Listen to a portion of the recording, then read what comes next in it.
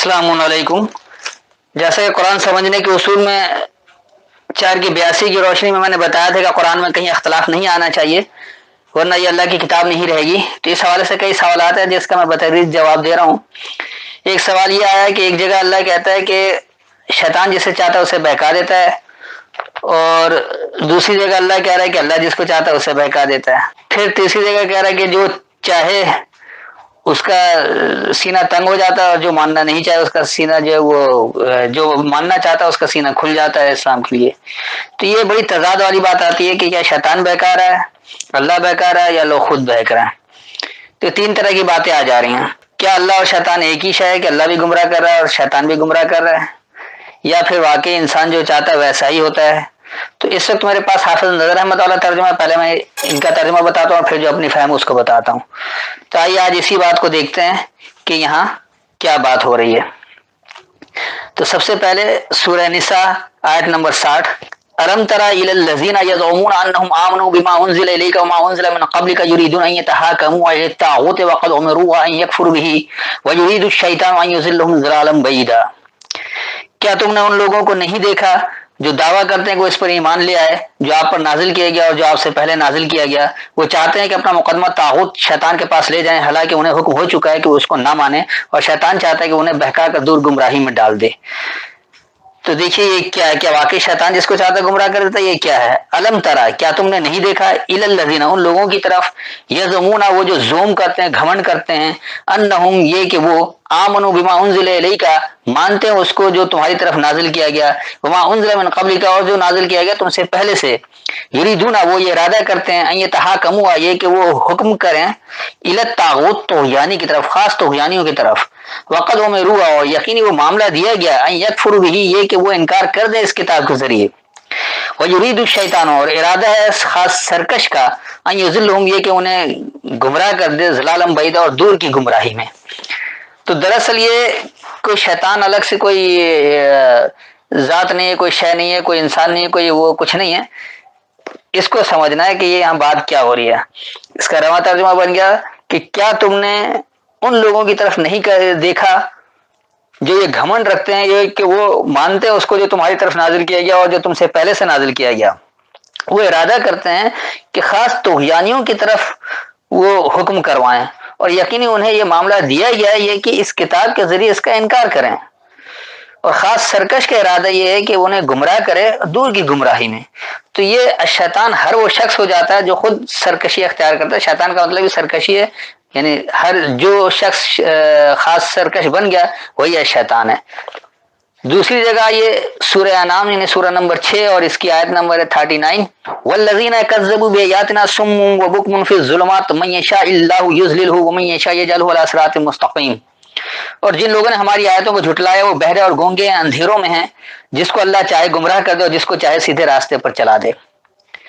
वल्लज़ीना, और जो लोग कज़्ज़बू बिआयातिना, उन्होंने हमारी आयतों को झुटलाया, सुम्मुन व बुकमुन फ़ी ज़ुलुमात, वो बहरे और गूंगे हैं, अंधेरों में हैं। मन यशाइल्लाहु युज़लिलहु, जो ये चाहता है अल्लाह से वो गुमराह होता है। वमन यशा यजअलहु, और जो ये चाहता है वो बना लेता है अला सिरातिन मुस्तक़ीम, इस्तकामत वाले रास्ते की तरफ। तो ये अल्लाह नहीं चाह रहा, बल्कि जो इंसान चाह रहा है वही अपने आप को चाहे तो अंधेरों में रखे या चाहे तो सीधे रास्ते पर रखे। तो इसका रवा तर्जुमा हो गया कि जो लोग हमारी आयतों को झुटलाते हैं बहरे गूंगे खास अंधेरों में हैं, जो ये चाहे अल्लाह से वो गुमराह हो जाए और जो ये चाहे बना ले इस्तकामत वाले रास्ते की तरफ। तो यहाँ भी ना अल्लाह बहका रहा है और ना कोई शैतान बहका रहा है। तीसरी जगह इसी सूरह अनाम की आयत नंबर 125 देख लें, फमन युरिदिल्लाहु अन यहदियहु यशरह सदरहु लिल इस्लाम वमन युरिद अन युज़िल्लहु यजअल सदरहु ज़यक़न हरजन कअन्नमा यस्अदु फ़िस समाई कज़ालिका यजअलुल्लाहु रिजसा अलल्लज़ीना ला युमिनून।